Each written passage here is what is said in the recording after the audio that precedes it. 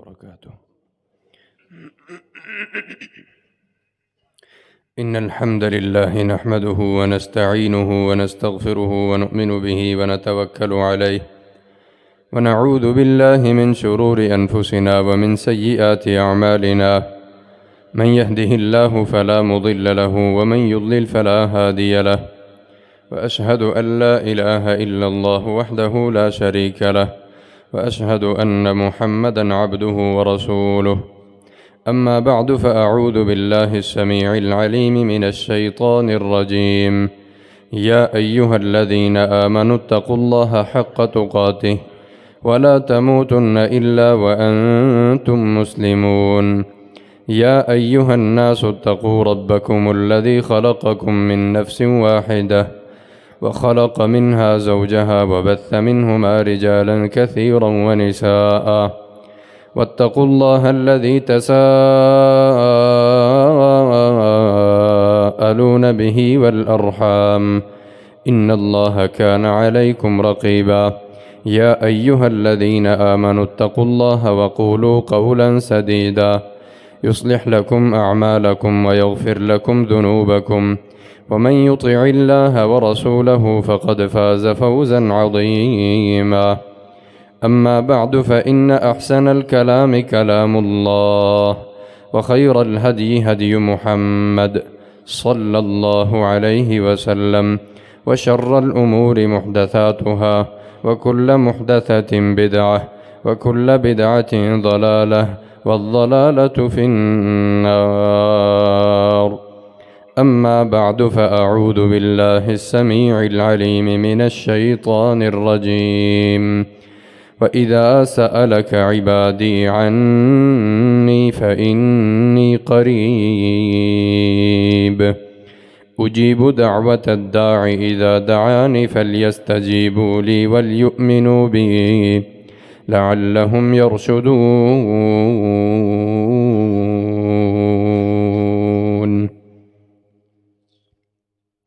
ہر قسم کی تعریفات، تسبیحات، تحمیدات اللہ رب العالمین احکم الحاکمین رب ارض و سما کے لیے. بے شمار انگنت لا تعداد درود و سلام ہوں محمد مصطفیٰ احمد مجتبیٰ خاتم الرسل امام الانبیاء سید ولد آدم صلوات اللہ وسلامہ علیہ پر. گراں قدر بزرگان کرام، قابل صد احترام نوجوان ساتھیوں، معززات، سامعات، ماؤ بہنوں، اللہ رب العزت نے اس زمین پر بسنے والے اپنے بندوں کا ایک سہارا، ان کے لیے ایک طریقہ، ایک حوصلہ افزا اللہ رب العزت نے ایک سہارا متعارف کروایا کہ ہر وہ بندہ جو کسی مشکل کا شکار ہو، کسی پریشانی کا سامنا کر رہا ہو، کسی بیماری نے اس کو آ لیا ہو، کسی حاجت کے پورا نہ ہونے کا خدشہ ہو، اپنی زندگی کے تمام تمنائیں، تمام مصیبتیں، تمام پریشانیاں اللہ رب العزت نے اس کو کم کرنے کے لیے، اس کے خاتمے کے لیے انسان کو وہ راستہ دکھلایا، وہ طریقہ بتلایا کہ جو راستہ اور طریقہ دنیاوی وسائل اور ذرائع کے اعتبار سے انتہائی مضبوط ہے. اور اس کے متعلق اللہ تعالیٰ نے قرآن مجید میں بیشتر جگہوں پر فرمایا، جس میں سے ایک یہ ہے أَمَّنْ يُجِيبُ الْمُضْطَرَّ إِذَا دَعَاهُ وَيَكْشِفُ السُّوءَ وَيَجْعَلُكُمْ خُلَفَاءَ الْأَرْضِ أَإِلَٰهٌ مَّعَ اللَّهِ. ایک اللہ رب العزت کا سہارا ایسا ہے جو اس نے اپنے بندوں کے درمیان قائم کر رکھا ہے کہ اس دنیا میں بندہ مظلوم ہو، رب کا وہ بندہ کسی پریشانی کا سامنا کر رہا ہو، کسی مصیبت کے اندر پھنسا ہوا ہو، کسی حاجت کی اس کو ضرورت ہو، تو ایک اللہ رب العزت کا راستہ، اس کی ذات ایک ایسی ہے جو اس کی ہر ممکن اور ہر موقع پر مدد فرماتی ہے۔ اس کے علاوہ دنیاوی ذرائع اور وسائل وہ اللہ رب العزت کی توفیق کے ساتھ ہیں، اس کی دعا کے ساتھ ہیں کہ وہ خود پھر وہ ذرائع اور وسائل انسان کے لیے بنا دیتا ہے۔ عزیزان گرامی، اللہ تعالیٰ نے قرآن مجید میں جس جگہ پر رمضان المبارک کا تذکرہ کیا، اس میں پہلی آیت روزوں کی فرضیت کی ہے، یا ایھا الذین آمنوا کتب علیکم الصیام۔ پھر دوسری آیت کے اندر اللہ نے فرمایا کہ یہ گنتی کے جو دن ہیں، مہینہ پورا، اس کو مکمل کرنا ہے۔ ایاما معدودات، فمن کان منکم مریضا، کوئی مریض ہو یا اس کو کوئی سفر درپیش ہو تو اس حالت میں وہ روزہ چھوڑ سکتا ہے۔ پھر تیسری آیت کے اندر اللہ نے فرمایا شہر رمضان، یہ رمضان کا مہینہ وہ ہے جس میں قرآن نازل ہوا۔ پھر اس کے بعد اللہ تعالیٰ نے اپنے بندے کو مخاطب کیا، وَإِذَا سَأَلَكَ عِبَادِي، کہ جب تجھ سے میرے بندے میرے بارے میں پوچھیں، عنی، مجھ سے پوچھیں کہ ہمارا رب ہماری بات کو سنے گا کہ نہیں، ہماری حاجت کو اللہ تعالیٰ سنیں گے کہ نہیں، ہماری پریشانی رب کے سامنے پیش ہوگی کہ نہیں۔ اللہ تعالیٰ نے ان آیات کو، اس آیت کو رمضان المبارک کی آیات کے درمیان میں بیان کیا، اور اس کے اندر ایک اور لطیف پہلو یہ ہے کہ قرآن مجید میں جہاں بھی اللہ تعالیٰ نے کسی دوسرے کے سوال کا ذکر کیا، مثلا فرمایا یسألونک، یہ آپ سے سوال کرتے ہیں، عن الاہلہ، اس چاند کے بارے میں، قل، آپ ان کو کہیے، ہی مواقیت للناس والحج، یہ لوگوں کے لیے اوقات طے کرنے کا ایک ذریعہ ہے۔ پھر دوسری جگہ فرمایا یسألونک عن الخمر والمیسر، یہ آپ سے شراب اور جوئے کے بارے میں پوچھتے ہیں، قل، اے نبی صلی اللہ علیہ وسلم انہیں کہہ دیجئے، فیہما اثم کبیر، ان کے اندر بہت بڑا گناہ ہے۔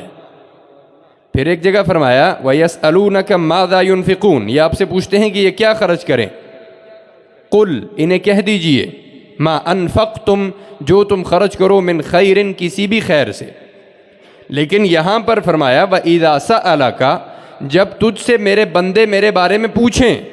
تو پھر اللہ تعالیٰ نے نبی صلی اللہ علیہ وسلم کو نہیں کہا قل کہ آپ ان کو کہیے، بلکہ وہاں پر اللہ تعالیٰ نے خود اپنے بندوں کو مخاطب کیا، وَإِذَا سَأَلَكَ عِبَادِي، جب تجھ سے میرے بندے میرے بارے میں پوچھیں، فَإِنِّي قریب، تو پھر براہ راست اللہ نے بندے کو بتلایا کہ میں تیرے انتہائی قریب ہوں،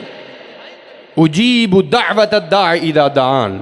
جب بھی کوئی مشکل میں، پریشانی میں، تکلیف میں، کسی حاجت میں وہ رب کو پکارتا ہے، وہ مجھے آواز دیتا ہے، میرے سامنے اپنی تکلیف اور پریشانی کو ظاہر کرتا ہے، دعان، میں اس کی اجیب دعوت الداع اذا دعانی، میں اس کی اس دعا کا، اس اجابت کا، اس سوال کا جواب دیتا ہوں۔ فَلْيَسْتَجِيبُوا لِي، تو پھر ضروری ہے کہ مجھ سے تم مانگو، حیا میں نہ رہو، یا اپنے آپ میں کسی ایسی مزاج کا یا کسی ایسے پہلو کا سامنا نہ کرتے رہو کہ وقت نہیں مل رہا، یہ مانگوں تو کیسے مانگوں، کیا مانگوں۔ وہ بندہ بہت ہی بڑا خسارہ اور نقصان اٹھا رہا ہے جس کو اللہ تعالیٰ نے صحت اور عافیت دی، اس کو عقل اور شعور دیا، اس کو وقت اور فراغت دی، اور اس کے باوجود بھی اللہ تعالیٰ کے سامنے وہ ہاتھ نہ اٹھا سکے۔ نبی مکرم صلی اللہ علیہ وسلم نے فرمایا کہ اللہ تعالیٰ کو یہ بات غصہ دلاتی ہے کہ اس کا بندہ اس سے سوال نہ کرے، اور سوال نہ کرنے کا مطلب یہ ہے کہ انسان کو یہ اپنے آپ پر زعم ہے کہ بس مجھے ضرورت تو ہے نہیں، مجھے کیا مسئلہ ہے، بس ٹھیک ہے گزارا چل رہا ہے۔ یہ اللہ تعالیٰ کو یہ رویہ پسند نہیں ہے۔ فرمایا وقال ربکم، تمہارا رب یہ کہہ رہا ہے، ادعونی استجب لکم، مجھ سے مانگا کرو، میں تمہیں تمہاری مانگ کا جواب دوں گا، تمہارے سوال کا تمہیں عطا کروں گا، تمہاری بخشش پر تمہیں معاف کروں گا۔ وقال ربکم ادعونی استجب لکم ان الذین یستکبرون عن عبادتی، وہ لوگ جو مجھ سے مانگنے میں تکبر کرتے ہیں۔ تکبر کا کیا مطلب ہے؟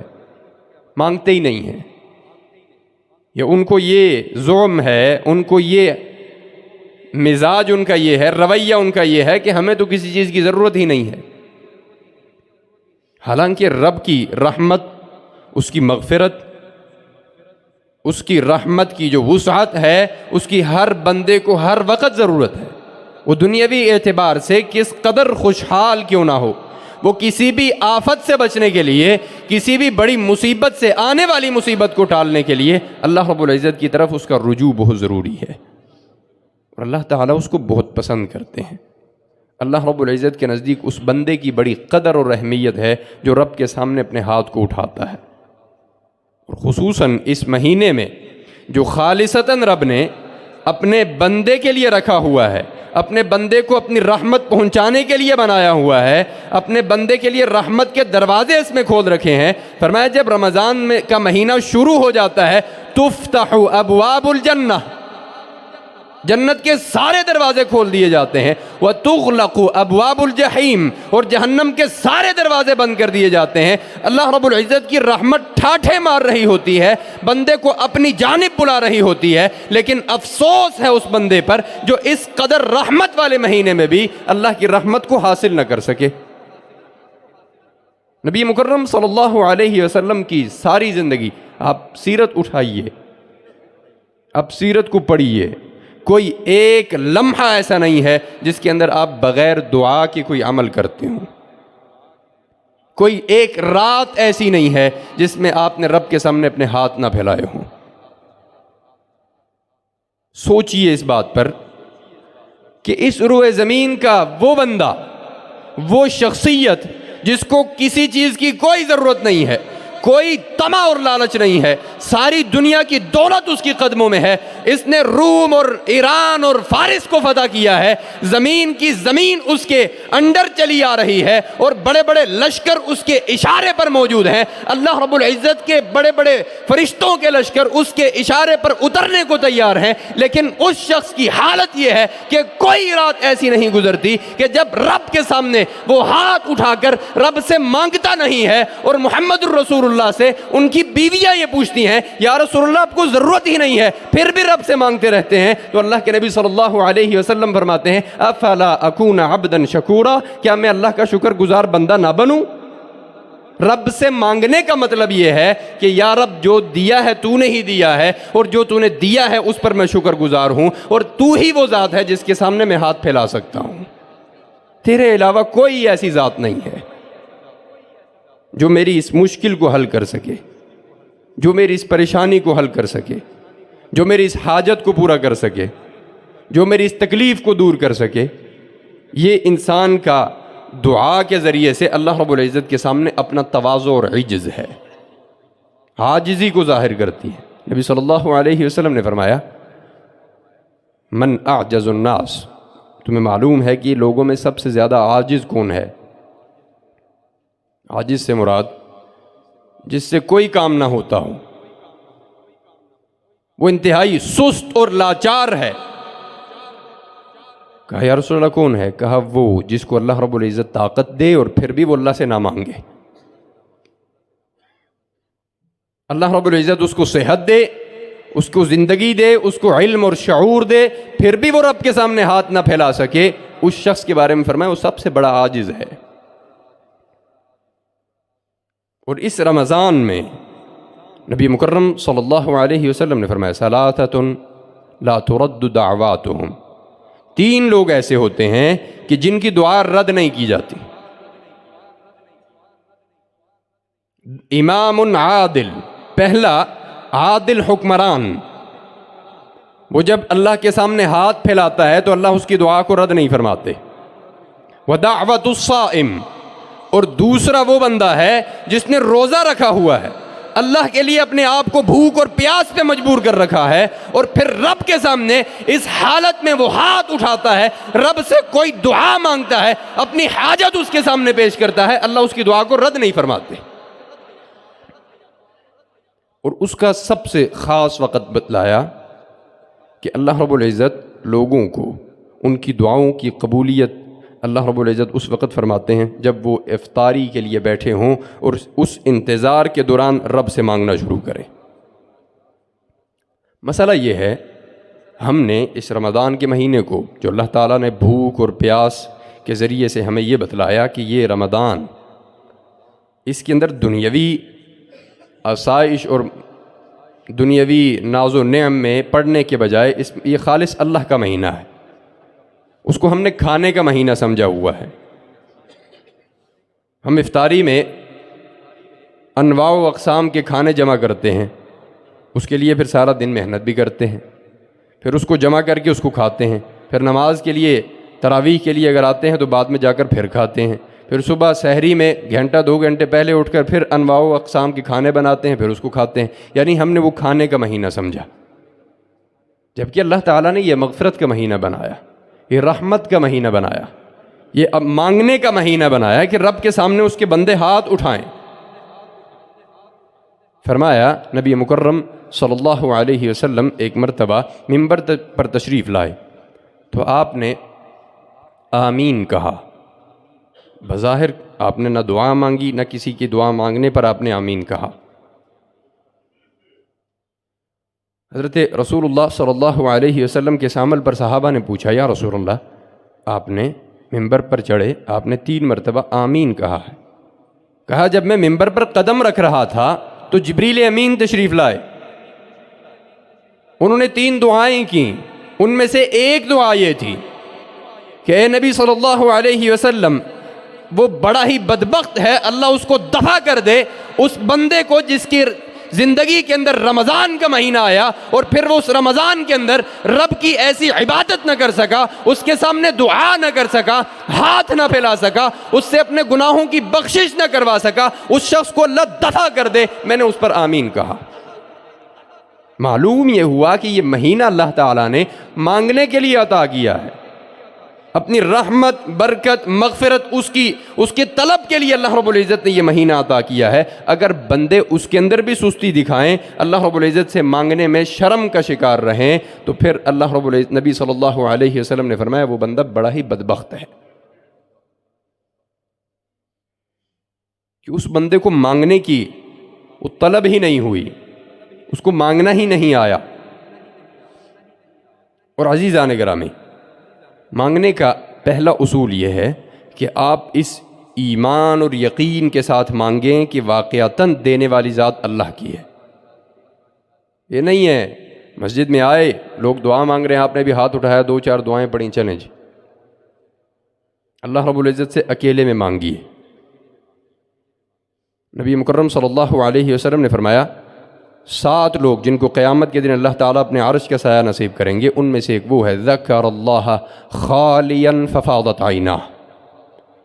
کہ جو اللہ رب العزت کو اس حال میں پکارتا ہے، اس حال میں یاد کرتا ہے جب وہ اکیلا ہو، تنہا ہو، کوئی اس کو دیکھنے والا نہ ہو، رب کو پکارنا شروع کرتا ہے، اللہ کو یاد کرنا شروع کرتا ہے، پھر اس کے دل میں اللہ رب العزت کا جلال، اس کی عظمت کی وجہ سے رب کا خوف آ ٹپکتا ہے، پھر اس کی آنکھوں سے آنسو روا ہو جاتے ہیں، اپنے گناہوں کو سوچ کر، اپنی مغفرت کا سوچ کر، اپنی آخرت کا سوچ کر، اپنی دنیا کی تباہ کاریوں کا سوچ کر، جب اس کی آنکھوں سے آنسو روا ہو جاتے ہیں، ففاضت عیناہ، ان آنسوؤں کا اللہ رب العزت اتنا زیادہ بھرم رکھتے ہیں کہ قیامت کے دن اس کو اپنے عرش کا سایہ نصیب کر دیتے ہیں۔ رب کے نزدیک اس کی اتنی اہمیت ہے کہ جو بندہ صرف ایک آنسو بہاتا ہے۔ اگر ہم خالی وقت میں، تنہائی میں رب کو پکار بھی نہ سکیں، اپنی نیند کو اتنا بھی نہ قربان کر سکیں، تو پھر اس رمضان سے ہم کچھ فائدہ نہیں اٹھا رہے۔ سب سے پہلا عمل ہے ایمان اور یقین کہ واقعتاً اللہ رب العزت کی وہ ذات ہے جو میرے اس عمل پر، جو میری اس حاجت جو میں اس کے سامنے پیش کر رہا ہوں پوری کر سکتی ہے۔ اس کے علاوہ اس زمین میں کوئی مضبوط سہارا نہیں ہے، یہ میرا عقیدہ اور ایمان ہو، اس عقیدے اور ایمان کے ساتھ، اس یقین کے ساتھ میں اس کو پکاروں۔ یہ دعا کا پہلا ادب ہے۔ اور حضرت حفصہ رضی اللہ تعالی عنہ ام المؤمنین فرماتی ہیں کہ میں نے اپنے والد حضرت عمر سے سنا، وہ ایک مرتبہ دعا کر رہے تھے کہ اللہ میں تجھ سے شہادت کی موت مانگتا ہوں، لیکن وہ شہادت کی موت تیرے نبی کے اس شہر کے اندر مانگتا ہوں، مجھے مدینہ المنورہ میں یا اللہ شہادت کی موت دے دے۔ حضرت حفصہ فرماتی ہیں میں نے اپنے ابا جان سے کہا، ابا جان یہ تو مدینہ ہے، یہ تو ہمارا دارالخلافہ ہے، یہ تو انتہائی سکیور ہے، اس کے اندر تو کسی قسم کے جنگ اور جدل کا امکان نہیں ہے، آپ اللہ تعالیٰ سے دعا کرتے ہیں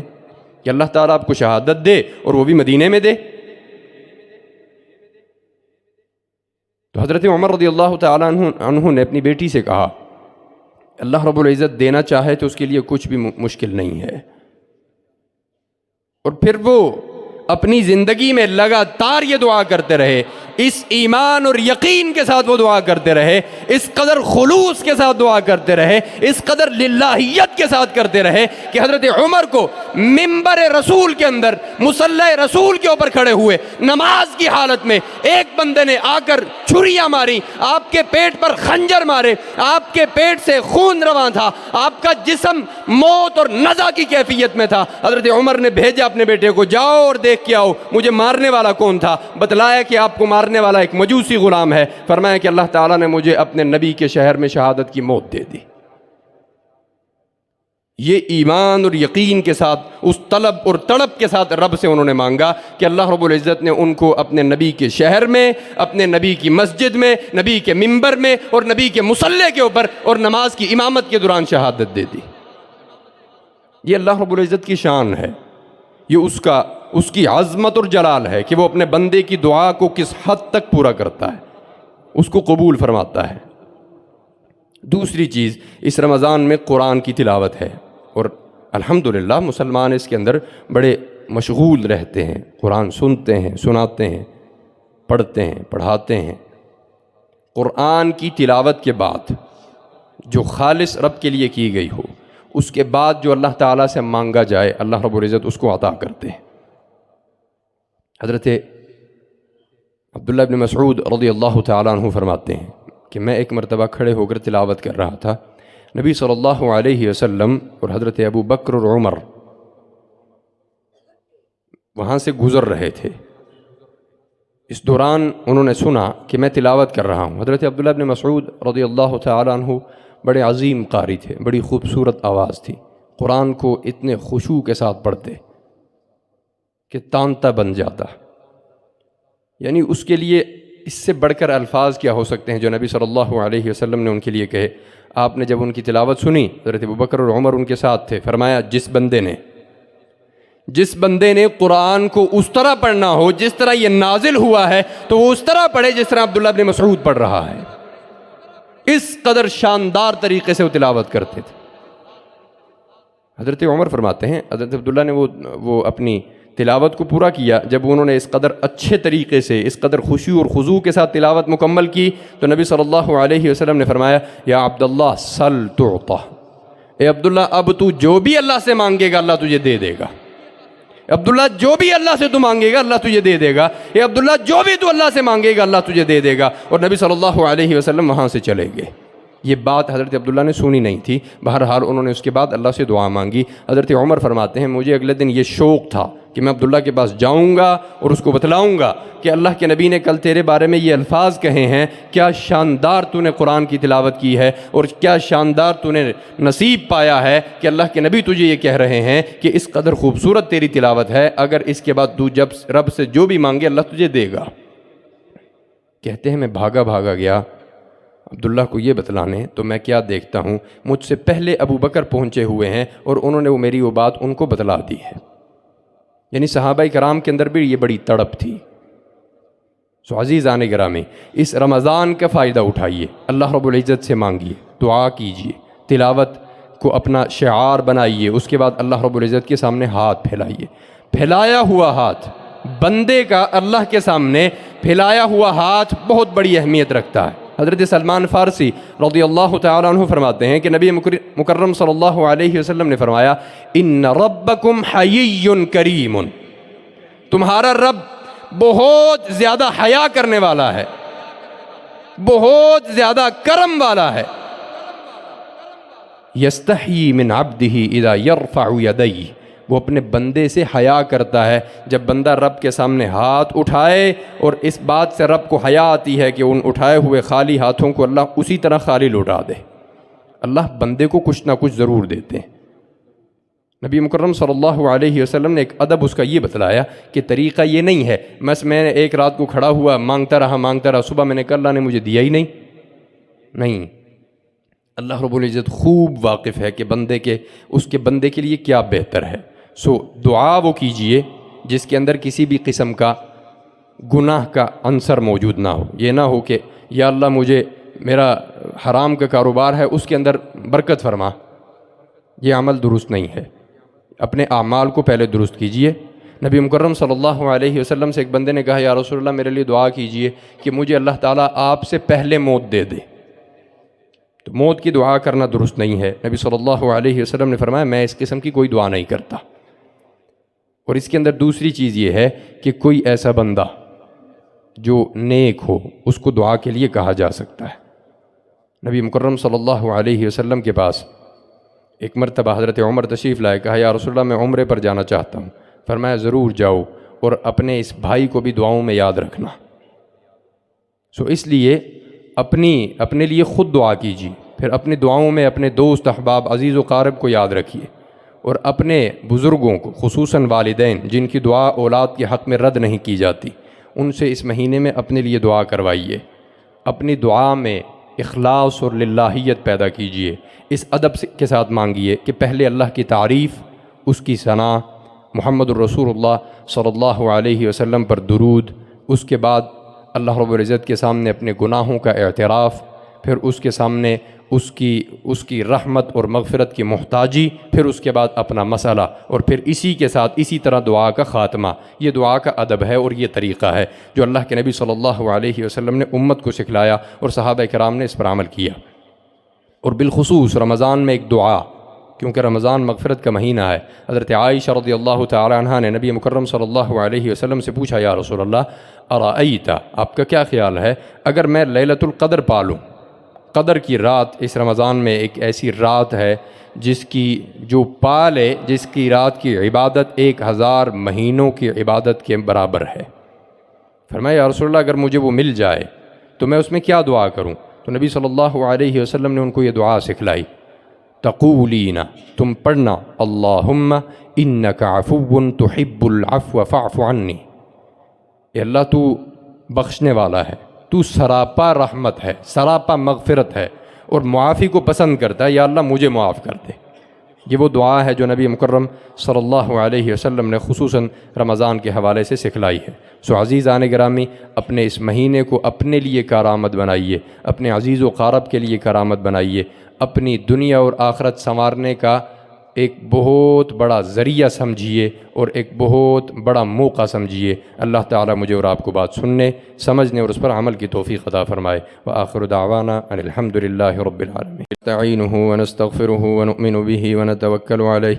ونعوذ باللہ من شرور انفسنا ومن سیئات اعمالنا من يهده الله فلا مضل له ومن يضلل فلا هادي له وأشهد أن لا إله إلا الله وحده لا شريك له وأشهد أن محمدا عبده ورسوله اللهم صل على محمد وعلى آل محمد كما صليت على إبراهيم وعلى آل إبراهيم إنك حميد مجيد اللهم بارك على محمد وعلى آل محمد كما باركت على إبراهيم وعلى آل إبراهيم إنك حميد مجيد۔ عزیزان گرامی، ایک اہم اعلان ہے کہ ہماری اس مسجد کے اندر دورہ تفسیر ہوتا ہے ہر رمضان کو، آپ میں سے بیشتر احباب کو معلوم ہے، اور ان طلباء کی رہائش اور ان کا سحری افطاری کا سارا انتظام یہیں پر کیا جاتا ہے۔ تو آپ احباب سے درخواست ہے کہ خصوصاً اس رمضان میں اور مسافر طلباء پر جو خالصتاً رب کا قرآن پڑھنے، اس کی کتاب کے متعلق علم حاصل کرنے کے لیے یہاں پر آئے ہوئے ہیں، اپنے شب و روز یہاں پر گزارتے ہیں، ایک رمضان مکمل یہاں پر وہ رہ کر جاتے ہیں۔ تو آپ احباب سے گزارش ہے کہ ان کے لیے انتظام و انصرام میں کئی سارے اخراجات کیے جاتے ہیں، تو آپ ساتھی اس کے اندر ضرور تعاون کریں گے۔ ہماری نماز کے بعد یہاں پر حیات طاہر صاحب تشریف رکھتے ہیں، ان کو آپ اپنے تعاون جمع کروا سکتے ہیں، یا باہر وہ کھڑے ہوئے بھی ہوں گے، تو آپ ضرور کچھ نہ کچھ کم از کم بھی ہو تو وہ اپنا ضرور تعاون کر کے جائیں، تاکہ ان طلباء کے لیے جو خالصتاً اللہ رب العزت کی کتاب اور اس کے قرآن کی تعلیم کے لیے آئے ہوئے ہیں، ان کے لیے رمضان گزارنے میں سہولت اور آسانی ہو۔ اور افطاری کا ویسے ہی بڑا اجر ہے، نبی مکرم صلی اللہ علیہ وسلم نے فرمایا جس نے ایک روزے دار کو افطار کروایا تو اس افطاری کرنے والے کو جو روزے کا اجر ملنا تھا وہ افطاری کرنے والے کو بھی ملتا ہے۔ تو اس کا عموماً بہت اجر ہے، رمضان کے اندر ویسے خرچ کرنے کا بھی بہت اجر ہے، تو اجر پر اجر کا یہ مہینہ ہے۔ تو اس لیے اس اہم موقع پر آپ ساتھی ضرور اس مسئلے میں تعاون کرتے جائیں۔ کچھ ساتھیوں نے دعاؤں کی درخواست کی ہے، مریض ہیں، اللہ تعالیٰ انہیں شفائے کاملہ عاجلہ عطا فرمائے۔ اللہ تعالیٰ ان کے والدین جنہوں نے دعاؤں کی درخواست کی ہے، ان کے عزیز و قارب یا ہم میں سے جن کے والدین عزیز و قارب یا خود مریض ہیں، اللہ تعالیٰ ہم سب کو شفائے کاملہ عاجلہ عطا فرمائے۔ اللہ تعالیٰ ہمیں رمضان المبارک میں اپنی عبادت کے لیے کمر بستہ ہونے کی توفیق عطا فرمائے۔ اللہ رب العزت ہمیں اپنی نیند پر، اپنی بھوک پر قابو رکھنے کی توفیق عطا فرمائے، تاکہ ہم اس کے لیے زیادہ سے زیادہ اپنی عبادات کو بجا لا سکیں۔ سبحان ربک رب العزت عما یصفون وسلام علی المرسلین والحمد للہ رب العالمین وبرکاتہ۔ ان الحمد لله نحمده ونستعينه ونستغفره ونؤمن به ونتوكل عليه ونعوذ بالله من شرور انفسنا ومن سيئات اعمالنا، من يهده الله فلا مضل له ومن يضلل فلا هادي له، واشهد ان لا اله الا الله وحده لا شريك له، واشهد ان محمدا عبده ورسوله. أما بعد فأعوذ بالله السميع العليم من الشيطان الرجيم. يا أيها الذين آمنوا اتقوا الله حق تقاته ولا تموتن إلا وأنتم مسلمون. يا أيها الناس اتقوا ربكم الذي خلقكم من نفس واحدة وخلق منها زوجها وبث منهما رجالا كثيرا ونساء، واتقوا الله الذي تساءلون به والأرحام إن الله كان عليكم رقيبا.